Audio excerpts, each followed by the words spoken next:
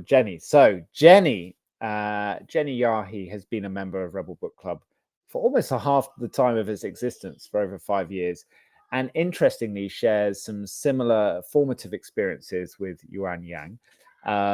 She was born in China and she moved to the UK at the age of 3, spending her early childhood in Oxford before returning to China for her secondary education, where she observed firsthand the country's amazing transformation.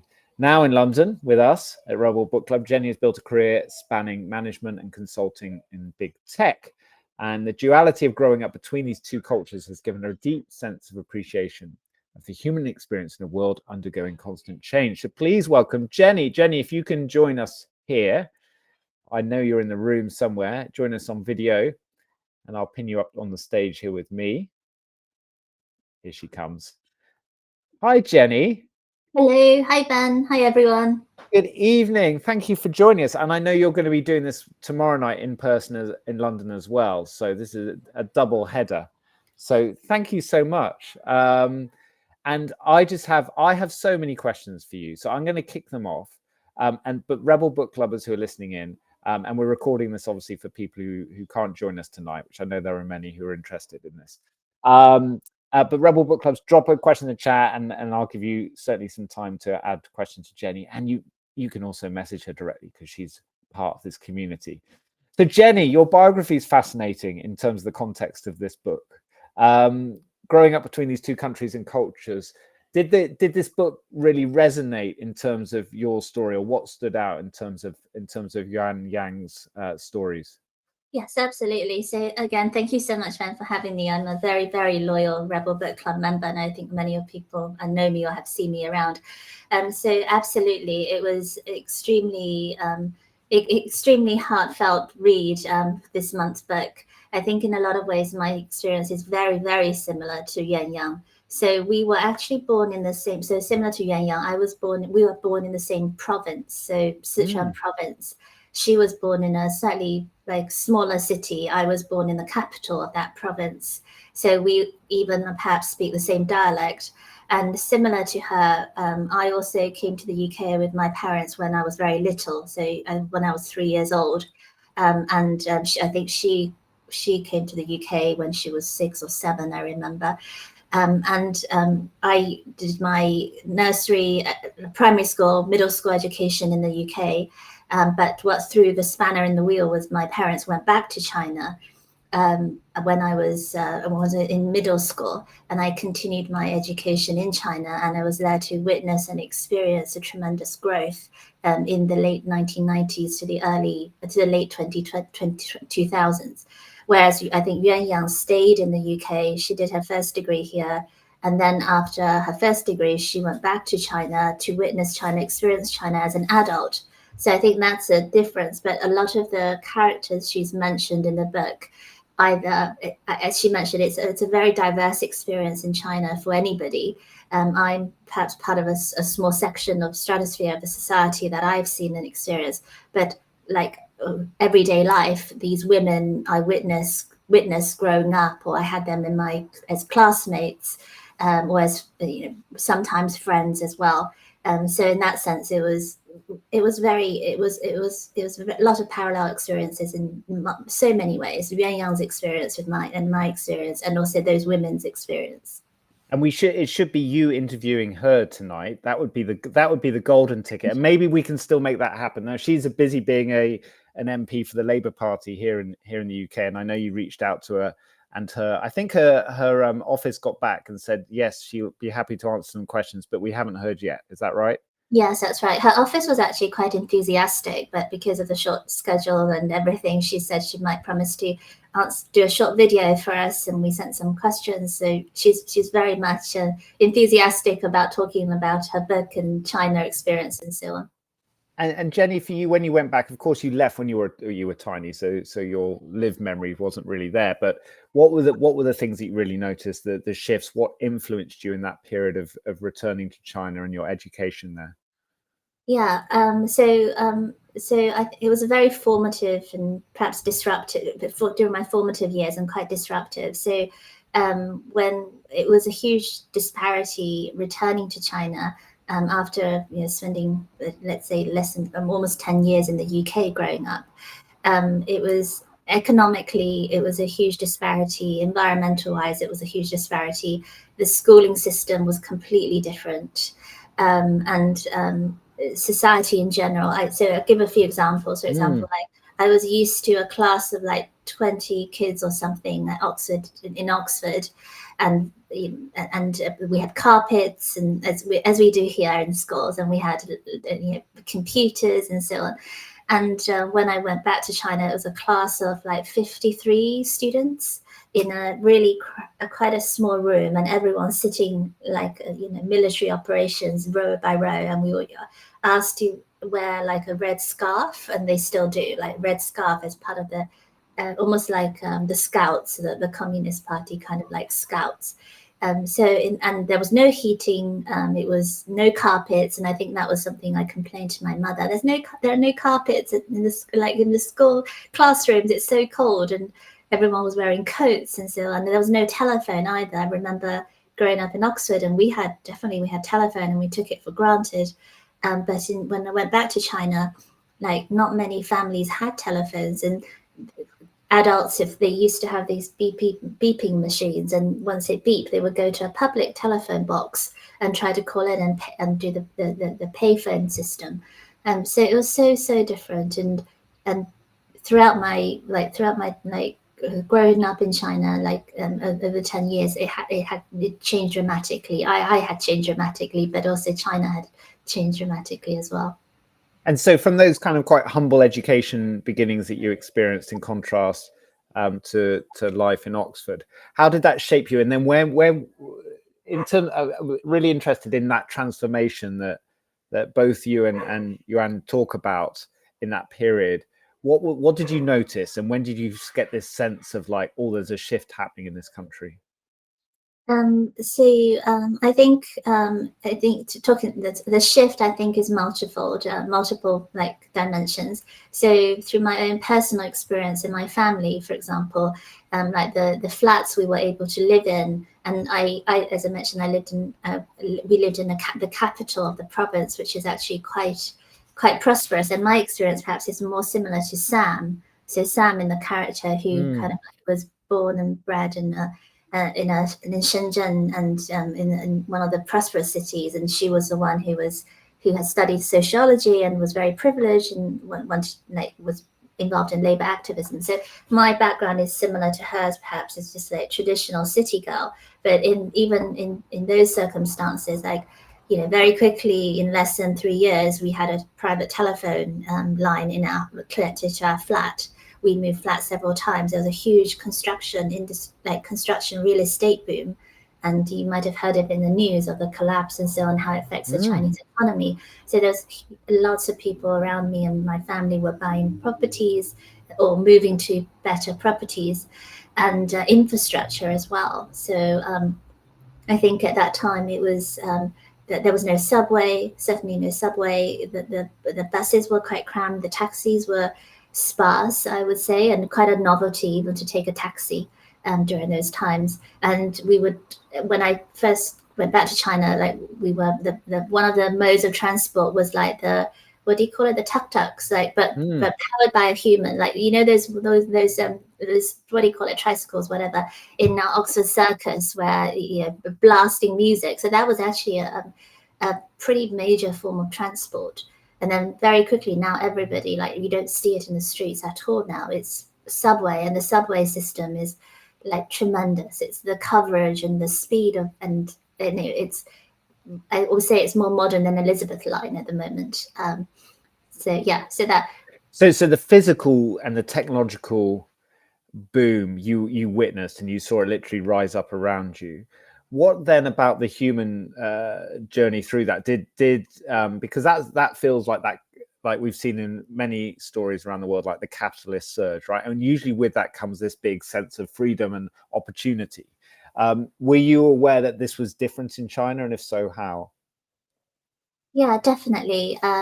I think it was mentioned in the book, there was a huge, like it was before I returned, but there was still a huge, actually it was during those times, there's a huge shift to Shanghai. It was like, I think she mentioned, Yuan mentioned in the book, was going into the sea, like, you know, doing business and enterprise.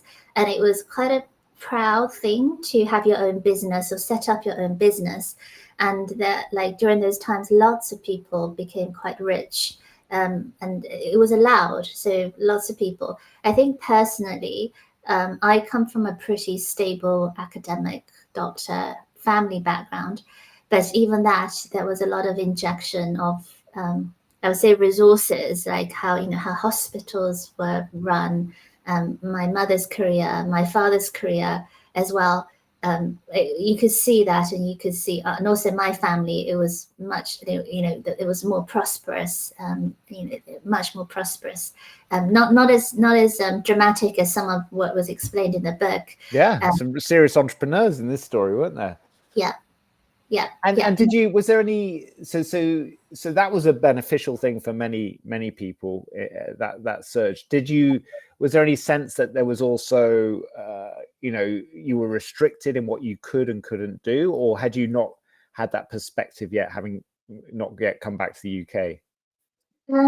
No, certainly. I think everybody feels that. So, you know, as a human, as a person, there are restrictions and structures. So even at school, for example, not that, you know, it was a very perhaps more communist setting. It's similar to the Church of England schools in a sense, but much more structured, much more, it was like much more historic, and much more embedded in revolution. So there were always these conventions and rituals that, for example, when, you know, when at once in a while the school would play the anthem, and then everybody, and then they would, like, there was a flag and a pole in the schoolyard, and once the anthem went up, everybody had to stand up and face the flag, wherever you were, and kind of like, even if it was World War, you had to face kind of face the pole, the direction.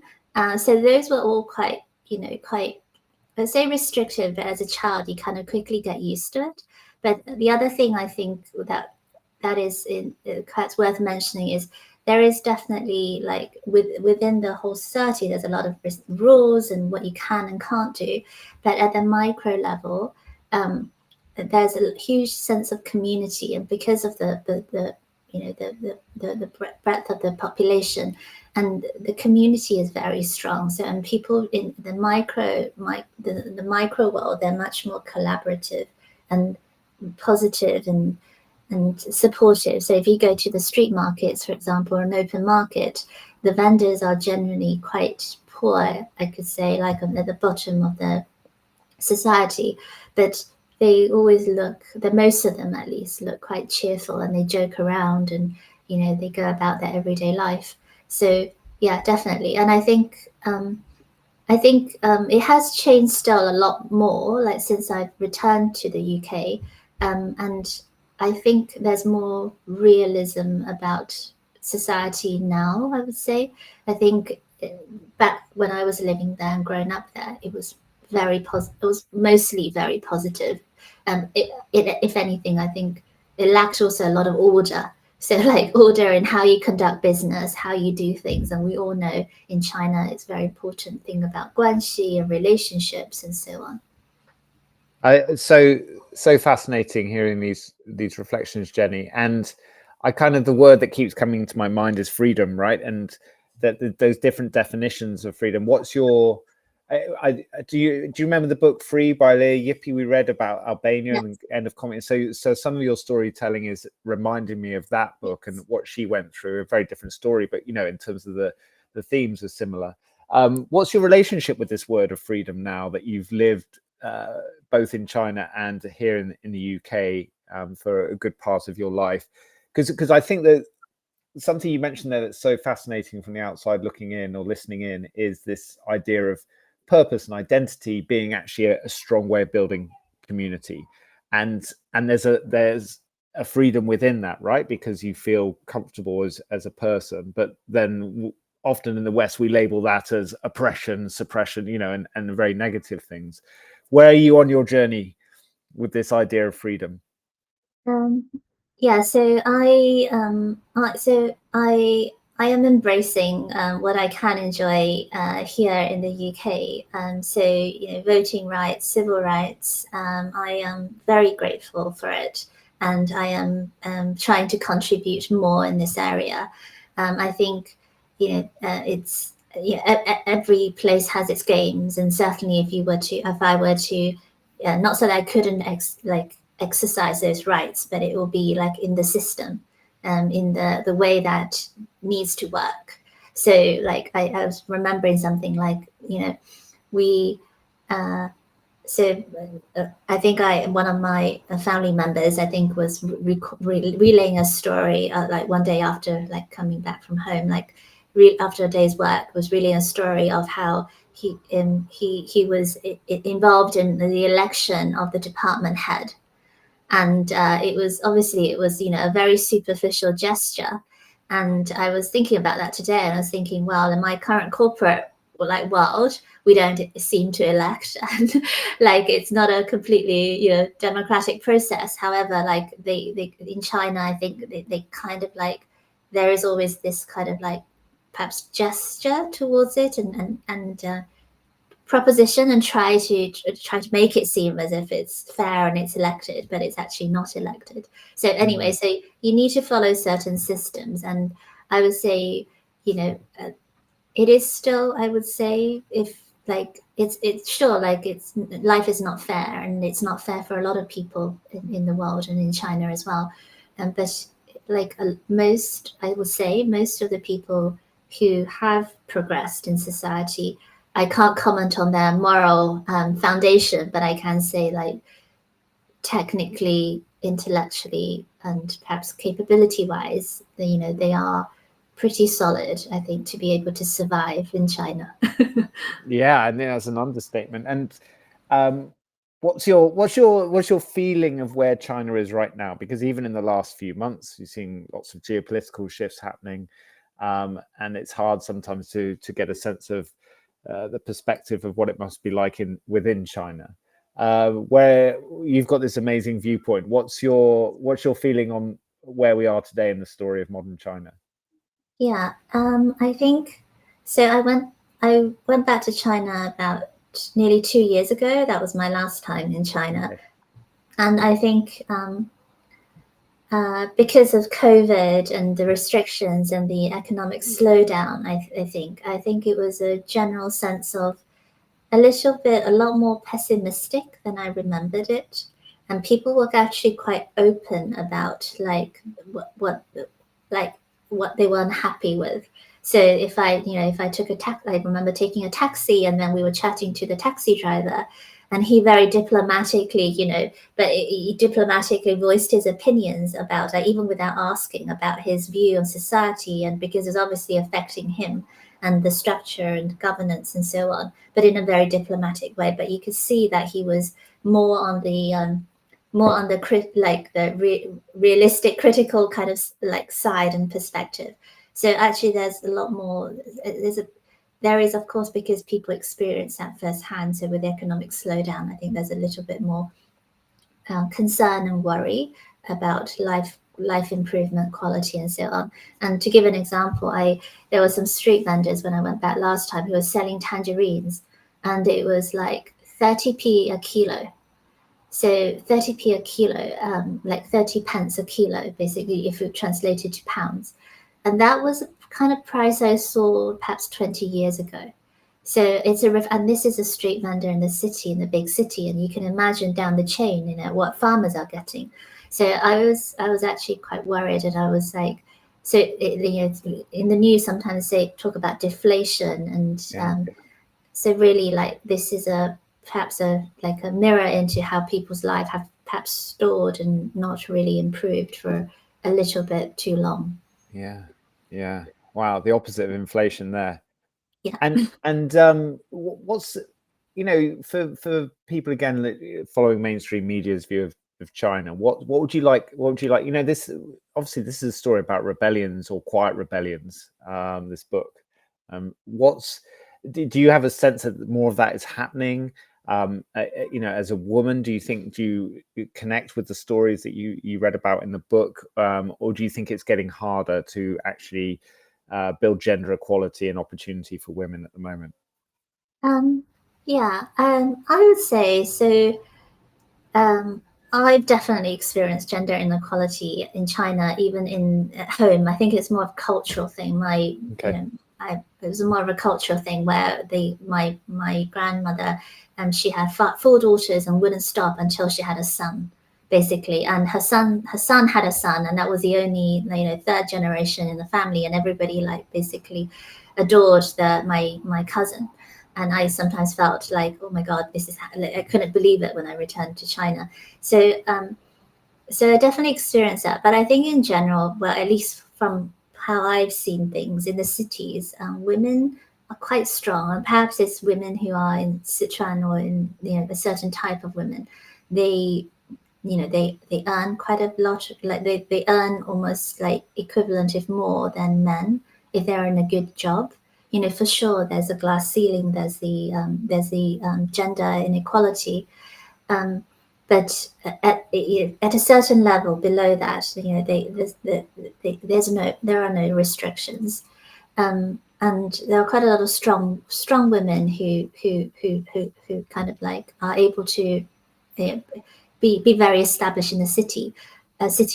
But I think in the rural areas or in cities who are like fourth tier, fifth tier, I think that still remains. And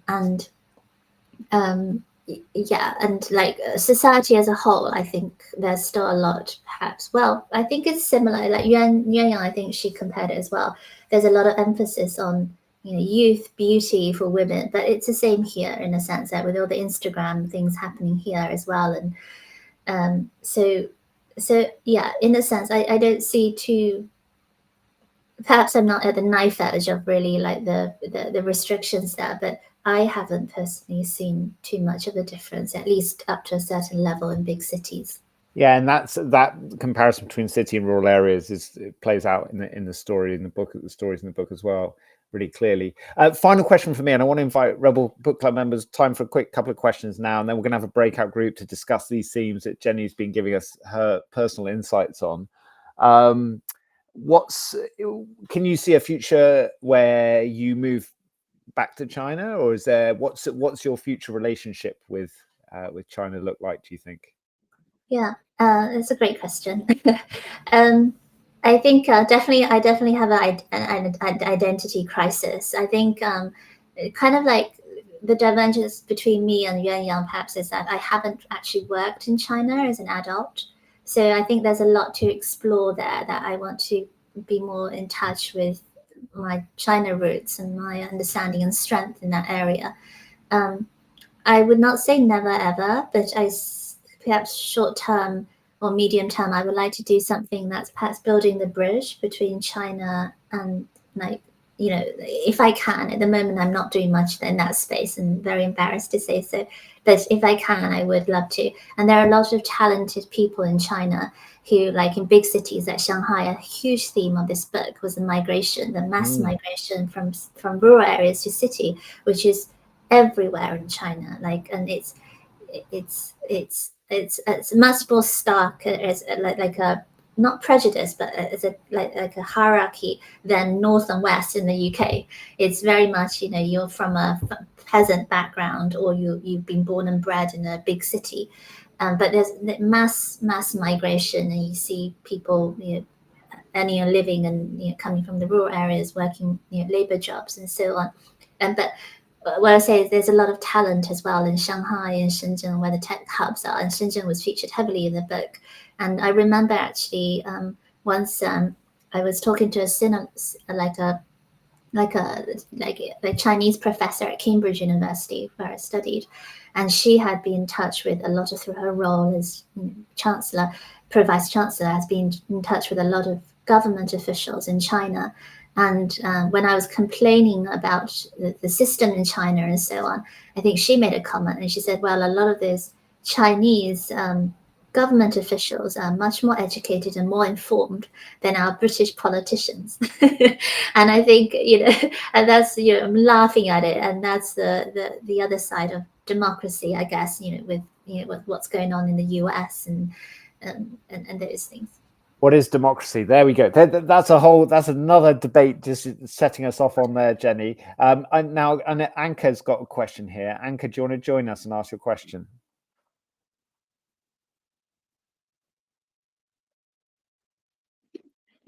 Hi, hello. Hi, Jenny. Nice to see you. See you, Anka. Hi.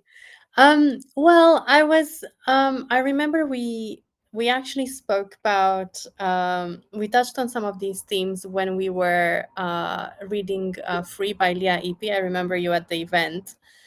And then we also read Midnight in Chernobyl before that. I don't know if you remember yet or not. Yes, I remember. Yes. Yeah, so I'm curious about kind of like I'm Romanian, so, and I'm a millennial as well.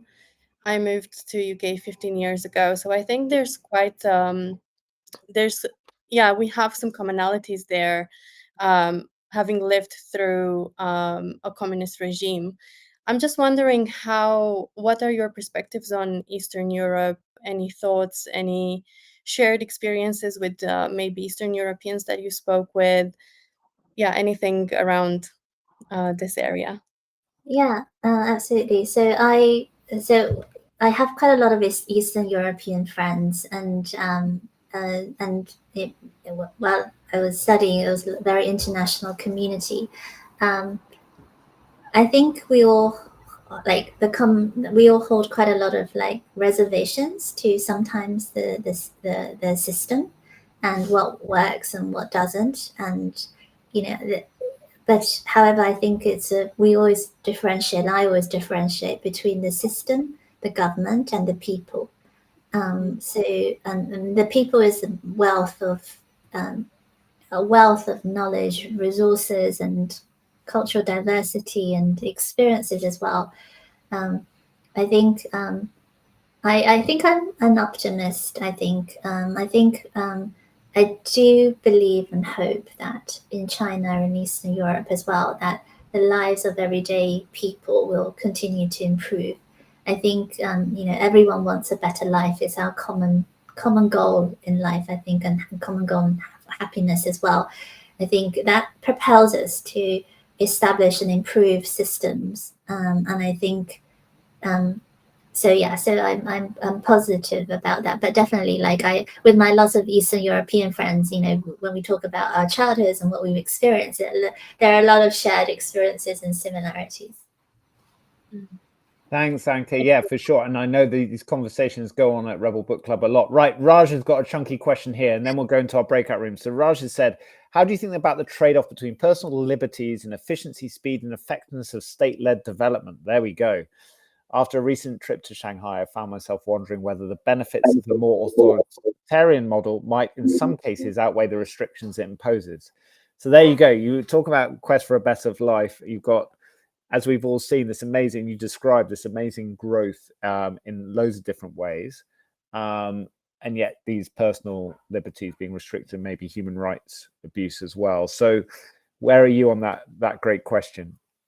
I think it's always a balance, but I think at the moment the pendulum, perhaps the balance is a little bit too much on control and restrictions, and it needs to kind of balance up a little bit for personal liberties. And we also, we've all seen and heard of what happened and the restrictions during COVID, especially. It was quite devastating for people's lives. I think in some areas, I think. There was a philosopher that said about democracy, I believe, and he was saying it was along the lines of, if you don't believe people are educated enough to vote, what do? Let them vote.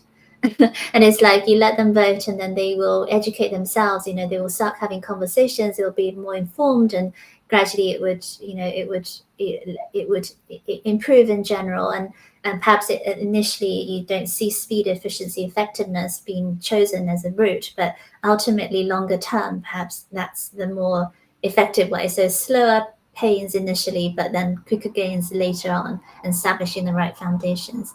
But the efficiency, speed, and effectiveness definitely, even in current infrastructure. My father was talking to me the other day and saying, Right. So my parents were quite interesting. They were in the UK when we were little, and they as adults. And the UK used to be like amazing. Like even if you were working in a bar, whatever you earned would be like $1 million. I'm exaggerating. If you saved a little bit and used it in China. But now it's like there's not much difference. In Shanghai, whatever people earn in cities, even converted to pounds, there's no difference. Yeah. And perhaps even more. And then also to add the point that because of the sheer people power, if you wanted to order food online, it would show up in order some meals or whatever, show up in less than 10 minutes. If you wanted to order a parcel, it will show up in less than 30 minutes. So it's that kind of efficiency and speed, and perhaps it is people power, but there's a lot of the systems that's been built around it. And we all have heard about the digital innovation in China, how WeChat is being used, and there's a very flourishing. My mother basically spends more than 8 hours on WeChat and on the social platforms, like every day. Yeah, that's how much interest and how much content there is there, and how many people are like how it's a flourishing community online, and everything is paid via WeChat. Like there's no paper currency that it can be used usually in big cities. They don't accept it. Even the tiny street vendors, they have the QR code, and you scan it, you pay via WeChat. There you go. You see, when the QR came out, we were like, what's this for? And now it's being used for everything. Jenny, that's an amazing answer. I love that. I love that quote from the philosopher on democracy. It's like a reflection back at us on Brexit as well. And like, be patient, maybe, and trust people, because they will learn over time. Jenny, thank you so much. I know you're going to do this again with a big crowd in London tomorrow night, which will be fantastic. So enjoy that.